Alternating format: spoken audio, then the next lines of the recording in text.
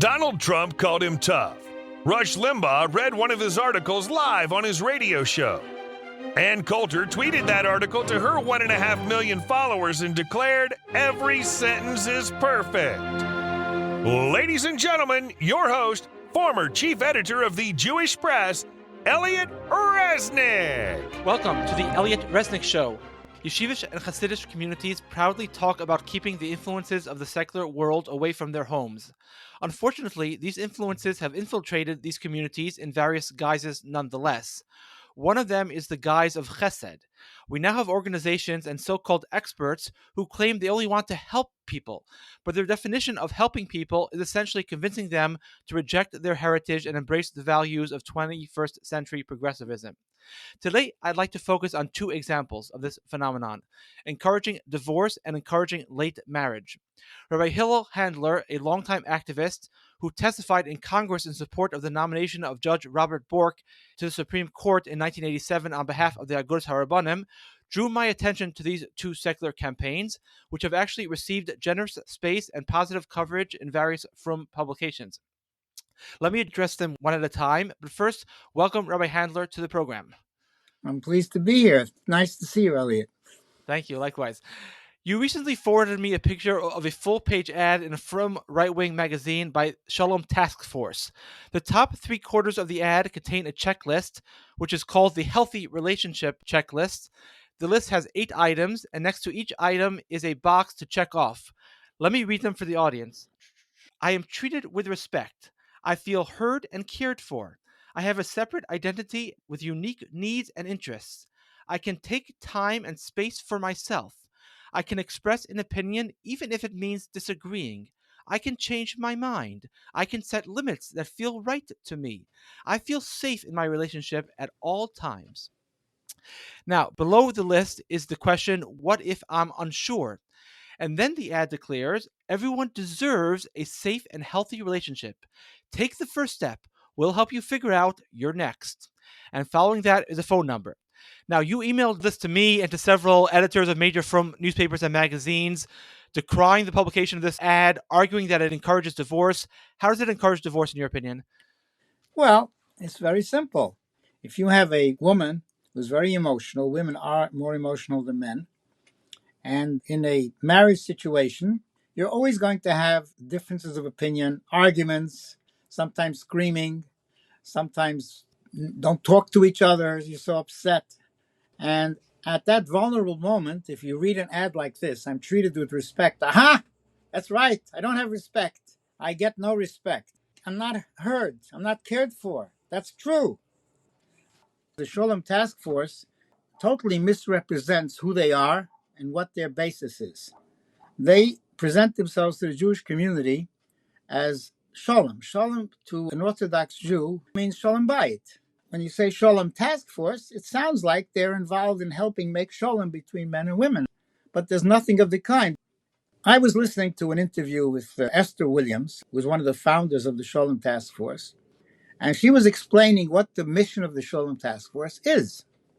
And she explained it as follows. She said there was a Dr. Lightman out in Queens who noticed that some women who were bringing, he was a pediatrician, who were bringing their children into his office had bruises.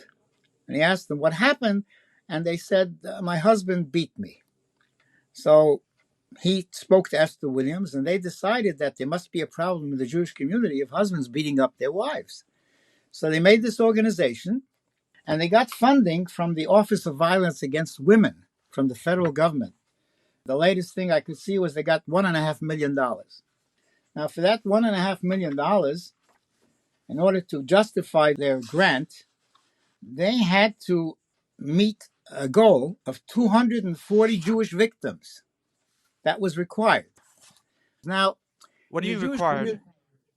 To get that funding of a $1.5 million by the grant program of the federal government, you have to find 200. They have to show 240 women who are benefiting from their organization, essentially.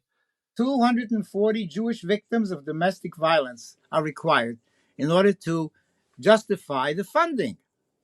And of course, in this report by the audit of the Office of Violence Against Women, they said that You're not doing the job. You didn't provide us with 240 yet. You have to get on the stick and get moving. This was a few years ago. So the problem for the Sholem task force was, how do we get 240 victims beaten up by their husbands? We don't have that many. It doesn't happen. So what they did was they decided, well, we'll broaden the definition of what constitutes violence. And now the definition is a pattern of abusive behavior used by one partner to instill fear, gain power, control over the other. In other words, if you're the husband and she's the wife, you have power and control over the other. Okay, it could be physical, it could be psychological, it could be emotional, financial, digital. Oh my God, everything. They really broadened the definition. So that's how they get their 240 victims by making everybody a victim. Okay, so this could be an innocent business. I mean, if you really feel this way, if I were running such an organization, I'd say, okay, well, maybe there are some problems. Let's send out a mailing to all the rabbis, because usually people have a problem. They talk with their rabbi, if they have a relationship with their rabbi, or maybe to some psychologist, and tell them, hey, we're available to help you out in case there's a problem. Because one of the things that Sholem Task Force does is they give you legal services to help you get your divorce and to make all the arrangements on how you're going to split the money and with the children and what's going to happen. They have a whole legal department on how to get divorced. Okay, so maybe there are some extreme situations. You let the rabbis know, you let the psychiatrists know. If they run into a real serious situation, take care of it and we'll help you. I can understand that. But to have a full-page ad in a newspaper that's written for the religious community and to talk about domestic violence in this broad way, which you just read, are you treated with respect, time and space for myself, all kinds of things that people might at the margin feel is a problem, and to blow up these complaints and legitimize them and make it a part of the mainstream. This is criminal. What you're doing is you're creating a problem where there is not a serious problem. And it's not just that you're creating this problem, you're even going beyond. You're having a Kala workshop. In other words, we have the Kala teachers who sit down with the women before they get married and they talk about what marriage is. So instead of encouraging them to talk about the greatness of marriage, how wonderful it is, how holy it is, you're going to build a family, you're going to build a Jewish community, you're going to talk about violence. You're going to talk about your husband might be an abuser. So the Kala goes into a relationship, instead of being optimistic, instead of feeling great about going into a relationship, says, oh my God, I might be getting involved with a monster who's going to abuse me and make my life miserable. Maybe I shouldn't get married at all. That's what I would think if I had a workshop like this. It goes even beyond that. They have something called Purple. Purple is something that they do with Hebrew schools throughout the country, teenagers. Now they're having 12 yeshiva high schools across 6 states participated in an 8-week training program. Can you believe this? They're now even telling the teenagers, when you go on dates, you got to be careful. You might be abused, all kinds of things. So you're even afraid to go on a date. So they're indoctrinating all these women, mainly, to, instead of being welcoming to men and looking forward to having a marriage and go on a date and go into a relationship, they're on the defense. They're looking at this man as he's a possible monster who's going to do who knows what with me.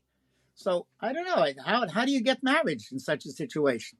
I mean, marriage is a difficult situation in any event, because the Baal Tanya says that men and women are so different, there really is no match. There really is no match. They really don't match. But listen, it happens under the chuppah. There's a word ish, man, and isha, right? What is the difference between those two words? There's a yud in the man and there's a hey in the woman. And yud k is the name of God, of Hashem Yisborach. So when they go under the chuppah, they link up, and that magic of God involved, the Shekhinah, comes down and links them together and makes it a combination. That's why it's not good to have too many dates. You go on too many dates, you're going to find out that there really is no match. Right. You're really not suited for each other. So the more you know about the person, the more chances are you're going to say, oh, no, this is not right. So better not to go on dates too much. Get into the Right. marriage. Once you're in the marriage and you're committed, you make it work. That's Right. the way it should work. And also, this ad encourages selfishness. I mean, there's a famous story Rabbi Jonathan Sachs used to say about the Lubavitcher Rebbe that when he was waiting to meet the Rebbe, someone in the hallway shared this story with him, how he once wrote to the Rebbe a whole long letter. I have a problem with this, and I have a problem with that, and I'm depressed, and I'm sad, and I don't. And the Rebbe answered the letter by doing nothing else other than circling every single one of the I's. If you focus on I all day long, of course you're going to be miserable. That's a recipe for misery. So this checklist is I'm not treated with respect. I feel heard. I feel safe, and I can take time and space for myself. You're encouraging selfishness, and yeah, people will be more miserable in life in general, and also in their marriages if they're thinking about themselves all day long. And So, also, I think the whole ad is built on a secular bias that women being alone is perfectly good and natural and wonderful, and therefore, at the slightest hint or sign of a bad marriage, just leave because you don't need a man. There's nothing important about being married. It could be that a woman, maybe her husband doesn't always respect her opinion. Okay, so therefore what? Therefore, you're going to encourage her to start being miserable in her marriage? Not every marriage is wonderful. Sometimes men are not as good as they should be. And of course, the men should be told to be as good husbands as they should be. But those start encouraging the women to feel dissatisfied. It doesn't make any sense. and then things change from day to day. One day he's a saint and one day he's a sinner. You know, it happens to all of us, right? We all say on Yom Kippur, we're going to make the resolution, we're going to be perfect this year. And then it doesn't happen, right? We go back the next year again. So, You emailed the editors of, I think, Ami, FJJ, Yatet, Hamadia. Did any of them answer you? absolutely not. As a matter of fact, Yated is still printing the Shalom Task Force. Because in order to Yatet. understand, yeah, That's the believe most it or right not, wing of all of them, I think. I just checked it this week. And I was very disappointed. And I emailed them and said, well, you're still doing this feminist garbage? You see, the word shalom really misleads people into thinking that this is something very positive. Who can argue with being treated with respect, being cared for? Who can argue with such things? It's like being against motherhood, the flag, and apple pie. Can Right. you But argue the with that? Right, but the ad should be directed at men. Men should respect their wives. Men should treat their wives nicely. You shouldn't encourage dissatisfaction on the women's side. What's the point of that? What's the end point? Where are you trying to lead to exactly? The problem is there should not be an ad that's directed at the general public. Yeah, men should have their own shiurim to treat their wives wonderfully. Women should have a shiurim to treat their men wonderfully. I mean, you could have an article from, they have these articles by the psychologists. They can have a column, be They nice, do more be damage than anybody considerate, else. But okay. do chesed. All right, but this ad is a very strong indication that we have a sick community. There's something wrong with us. It's basically an ad of Lashon Hara telling people, you are sick, you got problems, and we have the Right. answer. Call us. Right, what is the answer though? What's their end game? What's the answer exactly? So the woman's going to call up and they'll say, "Yeah, Taka, your husband's not treating you right. I think you should explore divorce." Basically, is eventually what they'll lead them to. They won't say it That's in as many basically, words, but it's eventually what it's going to maybe, lead to. no, they do say it. They said maybe it's time to get out. It says so very specifically in the ad. I see. And not only Okay. that, they're even directed, one ad was directed at the relatives. Does your sister have a problem? So they're encouraging the sister to get involved into the marriage relationship, which is poison. Rabbi Victor Miller used to warn against that. Don't get involved in a marriage relationship. Don't stick your nose into it. You can only cause trouble. I interviewed Melanie Phillips years ago. Melanie Phillips used to be a liberal who wrote for The Guardian. She became a conservative. One reason she became a conservative, she said she was writing a story about divorce, and the government statistics showed that almost always, unless the marriage is completely, wacky, I don't know, he's beating her up every single night or something, except in the most extreme cases, the kids are better off if you stay married. And she found at a certain point, I think when she was writing the story, people were upset at her for reporting the government statistics. She said, I'm just reporting statistics. And later on, the government started hiding their own statistics because it was more important for them to advance an agenda than to make sure the kids are actually having happy childhoods. There's an agenda about getting women divorced. It's not about helping them. There's something about, Well, the the feminists agenda have this is a old line that very, a woman needs a man like a fish needs a bicycle. That's there essentially, is there is a very well hidden agenda If you do the research, you'll find it all goes back to the Rockefellers, probably the richest people in the world. And they were always behind the agenda of population control. Too many people in the world, polluting the world. And this all goes back to the famous, the Reverend Thomas Malthus, a Reverend no less, who published a monograph on the impossibility of feeding so many people that are being born. So we have a situation where the first commandment of the Torah, which is pru urevu umiluis uretz, that God created the world, that it should be fully populated. In other words, he created a banquet hall. The world is one huge banquet hall. There's food for everybody. Everything is prepared. And he's waiting for the guests to arrive. He wants the world to be full. You know, most of the world is empty. People don't realize that. Right. Most of the world is empty. They say the There's whole world plenty could of fit room. into. I think you could build a building in Manhattan. I think it'll fit the entire world's population or something. Someone did a calculation. If everyone had like 5 feet of Right. space or something, Right. something like So that. the problem is the economic manipulation has taken people off of the farm and off of the rural places and forced them into the city because economically they couldn't make it on the farm anymore. It's similar to what happened in the Roman Empire, that the independent farmer could no longer make it being out in the farm. So they all concentrated in the cities. We're going a bit far afield, though. I want to go back to some of the other items that the ad you sent me, and another topic which you were sending me and some other people also a few months back, which was the proper age of marriage. Chazal states very, very clearly that a boy should marry at 18, I think the latest 20.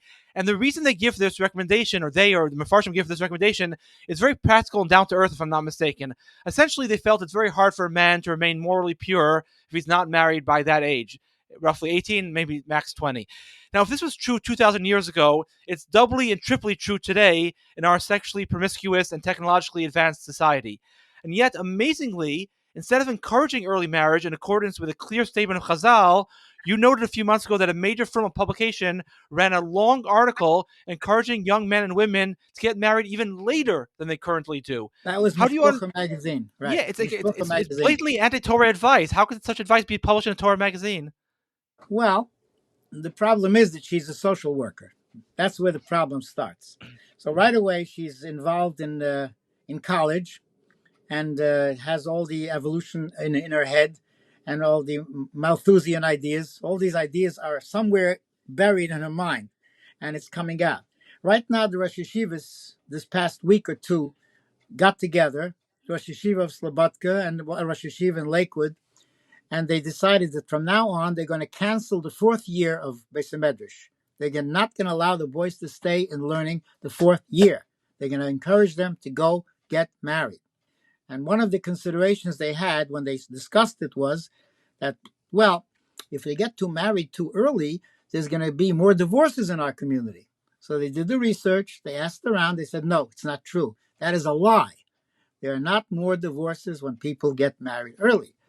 As a matter of fact, I have explained this many times to people, that a tree, when it's young, can be bent in every direction. You know, they have these trees, you see when they grow the trees, they have two ropes on two sides, and they have a stick on two sides to move them in a certain direction, because when they're young, you can bend them. You can be flexible. The older you get, the less flexible you are, the more set you are in your ways, and you can't adjust to a wife. And a wife can't adjust to a husband. She's got her way of doing things. I can't change. This is the way I've been. And it's not very conducive to marriage to have two inflexible people having a tug of war with each other as to who's going to be the one that's going to be right. When you're young and you're 18 years old, you're a young kid. You're not a kid, actually. You're already 18 years old. I believe that Admiral Nelson in the British Navy was somewhere around 14 years old when he commanded a ship. He was a commander. So it can be done. So when you're 18 years old, you've already got a lot of Gemara under your belt. You've got some life experience, and you go under the chuppah, and you're committed to marriage. It's a commitment, and you make it work. It's also very important that you'll notice when the area of gittin, of divorce, you'll notice that divorce is a very complicated operation. You have to go to a rabbi, and he has to do this, and he has to write the divorce. You can't just do it, a snap divorce, go to Reno, Nevada, and get divorced, instantly. It doesn't happen in the Jewish community. It's done on purpose. I remember the story of the rabbi of Debrecen in Borough Park. He was a major Pesach, and a couple came to him and they wanted to get divorced. So he asked them a very important question. Do you have any children? Because everybody knows if there are children involved, that is a disaster. The divorce between two people who have no children yet, you can make it work a little. It's also not good because it says in the Gemara that a woman does not make a bris with her husband, does not make a full contract only with her first husband. Once it's a second husband, it's not the same thing anymore. But all right, it can go. But with a child, now this child gets torn to pieces. The mother says that your father's horrible. The father says your mother is no good. And he is torn and he's ruined for life. So they said to the Debrecen Rav, we have a child, small child. He says, okay, come back with the child before I finish this discussion. So he brought back the child. He said, okay, give me the child. He put the child on his lap and he said, my dear child, your parents are thinking of getting divorced. It's going to be very hard for you. You're going to have to grow up. You're going to have to go to yeshiva. And you'll be different from all the other children. They have parents. You won't have parents. You're going to be torn. You're going to grow up. Who knows what's going to happen to you, whether you have a good role model. And he gave the whole picture of the child, how he's going to develop, what a miserable life he's going to have. Then when he got finished, the two parents said, you know something, let's reconsider. And that was the purpose of why he told him to bring in the child. So this is very important. It's a mindset more than anything. Again, it's a secular bias. You hear this in the secular world all the time. Oh, we got married too young. We weren't thinking. I wasn't mature enough. We grew apart, and that's just the way it is. And then we get divorced. It's an attitude. I was reading Betty Friedan's famous feminist book, The Feminine Mystique. And in that book, she's complaining that half the marriages in America in her days in the 1950s or early 60s were teenage marriages. Non-Jewish marriages, half of marriages in the country were girls who were before 20 years old. And was the divorce rate so high in the 1950s? No. So it's a matter of your culture and your values and your determination to stay married and what you think of marriage is all about. Because when half the marriages in this country were teenage marriages, the divorce rate was not high. So again, it's a secular bias, and people just say they buy it lock, stock, and barrel, and they repeat it to everyone else. Well, we had the tradition of the shotgun marriage. If somebody seduced a girl, and the father would come with a shotgun and say, okay, you broke it, now you own it. Right. And he said, if you don't, I'm going to blast you with this shotgun. And they worked out very well, those marriages too. Marriage is a responsibility. The bottom line of marriage is what Hashem made it for. The purpose of marriage is Peru Uruvu, be fruitful and multiply. The purpose of marriage is it's a mechanism that was a brilliant mechanism that God made that the world should continue, that mankind should not be extinct. And so he made it in such a way that you feel compelled to get married. He didn't want to make it something that's voluntary. If it's voluntary, well, maybe you'll be too busy to get married. And all these people will be too busy, like they are in Greenwich Village and in Manhattan today. They go out to restaurants all the time because they don't have anybody to make supper. And they don't get married. And people who are not married, even if they're promiscuous, they don't have children. Or they get married at 35, 45, and they get divorced anyway. So this notion like, oh, if you're older, you won't get divorced, it's just nonsense. No, there's no point in getting married. What is the point of getting married? Yeah, for them. Yeah, what right, if you have no values. It's a fiscal liability because you can be sued. So what's the point? I mean, if you're not looking at it as something that's holy, that's something that God wants you to do, if you don't have that attitude, then the whole marriage is just a matter of, it's a legalized prostitution, basically, is what it is in the mind of many people. So I say, why bother with the legality? Just do the prostitution straight. Right. So this all has to do with atheism that has pervaded our society. When marriage was a holy procedure, you understood that it's before God and you are accountable to God for what you're doing here. And they used to make the Christians have this thing in health and in non-health for good. What did I forget the whole catechism that they had? And then till death do us part, right? Till death do us part. That was the way it was. And it was a good thing. It was a good thing. It's like a ksuba, like we read, lahavdil. This is a commitment we're making to each other. So the issue of marriage is loyalty. loyalty Right. to one another, no matter what the difficulty is. We're going to be together and we're going to be loyal to each other. Now, once you have this issue of loyalty, then the couple can have confidence and can go forward in their lives without constantly worrying that they might lose their husband or lose their wife to somebody else. And that's why we have something in our Jewish community, which used to be in the non-Jewish community, separation of the sexes. We have a public school that the yeshiva took over here in Borough Park, here on 14th Avenue. On 53rd Street, there's an entrance that says girls. On 54th Street, there's an entrance that says boys. Separate stairways. In a public school. In a public school, yes. And in the old workplace environment, you had the secretarial area. The women were secretaries. I want to ask you one more question about your testimony on behalf of Robert Bork. But before I ask you the question, I just want to quickly share. In front of Joe Biden. He was the chairman. Right. He was the chairman. Anyways, but no, quickly before I ask you about that, I just want to mention, I just read in a Lubavitch publication, maybe just 2 weeks ago, they found some notes that someone took at Farbrengen like 40, 50 years ago, where the Lubavitcher Rebbe says really people should be getting married younger, because the Lubavitchers get married 23, 24, like they get married everywhere else. He said he really would like to encourage boys to get married at 20. He said the only reason I'm not going to make a big deal about it is because I personally got married a little bit later and I feel a little bit uncomfortable talking about this and encouraging it when I myself didn't do it for whatever reason. But he actually said that he really ideally feels that boys should get married at 20. Well, Reb Chaim Kanievsky, when he heard that his grandson was not getting married, he was going to do the Litvische thing and keep on learning till late. He took a taxi to Jerusalem, went over to his grandson and said, "You get married now at 18. Don't put it off." So he asked him a question. Zaidi, you got married at age 23 or 24. So he said, "I started at 18. Keiner hat mich nicht gewollt. Nobody wanted me." I see. So they say that the reason was because Rabbi Yashiv's daughter was only 12 years old or something like that, and she had to come of age because she was his zivug. So he got married to her later. But that's what he said. He said, smiling, "Nobody wanted me. It's not for lack of trying." Right. Interesting. Okay, so your testimony in front of Joe Biden, who was the head of the committee for the Supreme Court nominees. First, I attacked him. You can get to that in a second. But I guess in general, describe why were you testifying on behalf of Judge Bork? Well, I was or your motivations. After Judge Bork, because I felt that we desperately need a conservative judge who's going to set America back on the right track again, because the Supreme Court was doing all kinds of insane things and destroying the fabric of society. This is 35 years ago, so already back then things were going insane. Well, they made the abortion decision, if you recall, Roe versus Wade, right, which basically destroyed marriage. Said you can have abortions, so you don't have to get married. You can just have your cake and eat it too, as they say.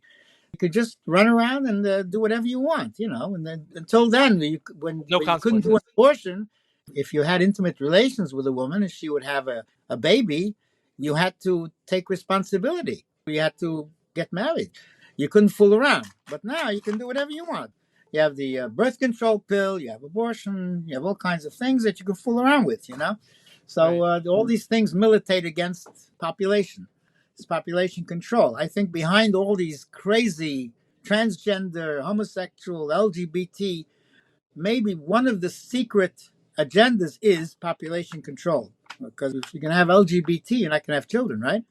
Right. So that's why they're pushing so hard. One of the reasons that Viktor Orban of Hungary is being shunned by the European Union is because he made a rule. You cannot teach in the schools of Hungary anything about LGBT and all this stuff. He wants to encourage people to get married and have families, and that is totally against the policy of the European Union in Brussels. They want people to get involved with these kinds of relationships. They want population control.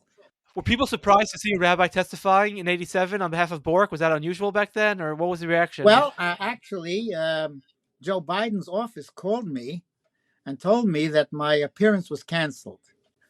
I was supposed to appear with the head of the Council of Presidents of Jewish Organizations, and both he and I got calls from Joe Biden's office that your testimony has been canceled. You could submit it in writing. So I said, wait a minute. I was invited by Republicans side. They wanted to have a testimony of the Jews because If you recall, they were attacking Bork as being an anti-Semite. So the Republicans wanted to counter that by bringing in two prominent Jewish organizations. So how come I'm being canceled by Biden by the Democrats? I said, I smell a rat. I'm going to show up anyway. So I showed up and I saw posted on the door. Sure enough, there I am, 1:00, Rabbi Handler and the other guy from the Council of Presidents. But the other guy didn't show up. He was too naive, even though he was a lawyer. He wasn't sharp enough. He didn't smell the rat. So I showed up and I was all alone. Ted Kennedy, who was on the committee, took one look at me and quickly made his exit. He said, "Nice to see you, Rabbi," and he ran out. He didn't want to be up there when I was testifying. It would be very embarrassing for him. He was saying anti-Semite. So that's what happened. I spent the first 5 minutes attacking Joe Biden and telling him, you can hear it on C-SPAN, it's still available, that, I think it's very disgusting that you fraudulently told me that I'm not supposed to appear today. It was a lie. And if you claim it was only your staff, you should fire them. I went on for 5 minutes. He said, "Well, Rabbi, you're here. We'll give you another 5 minutes to make your opening statement." And after I finished, they got me in the hallway and they apologized. They said, "Don't apologize. You did it on purpose. Please, don't apologize." But you testified, I think, for a long time. I once read your testimony. It's like 45 minutes. Oh, yeah, okay, yeah. So it was interesting. Every senator gets 5 minutes to ask me a question. And I get 5 minutes, to answer. I don't know how it works there. So it was 45 minutes. There were like 13 senators there. But the New Hampshire Republican, the others, they were very happy with my testimony. They liked it. I wonder if that was one of the first times that frum Jews and rabbis started testifying and siding with the Republicans, because back then in the 50s or 60s, Democrats were just as moral as the Republicans. It's only around then, maybe the 70s and 80s, and now it's super clear that the Republicans started embracing traditional values and the Democrats started running away from traditional values. Well, the Republicans didn't start embracing traditional values. They never left the traditional values. Right. It's a better way of putting it. Right. You go into the 50s, you had the Eisenhower administration. The 50s were the high point of America. The people made good money. Everybody had the American dream. You could have a house, a reasonably priced house, and you were able to afford to have your wife not work. Wives didn't work in the 50s. There was something called a homemaker. And that's an obsolete term today. No more homemakers. Now the wives have to go work because Lyndon Johnson imposed the Great Society. He raised the tax rates to pay for his programs. And the taxes went so high that half of your money was taken away from you, and your wife had to work to make up for the half that was missing. So that drove the women into the workplace, which is, by the way, another way that they limited population. If the women are in the workplace, they tend to have less children. Who made the decision at a Gus Rabbanim that you or anyone should testify on behalf of Bork? Oh, well, that was Rabbi Ginsburg, Oliver Shalom. Rabbi Ginsburg, we were very close to him.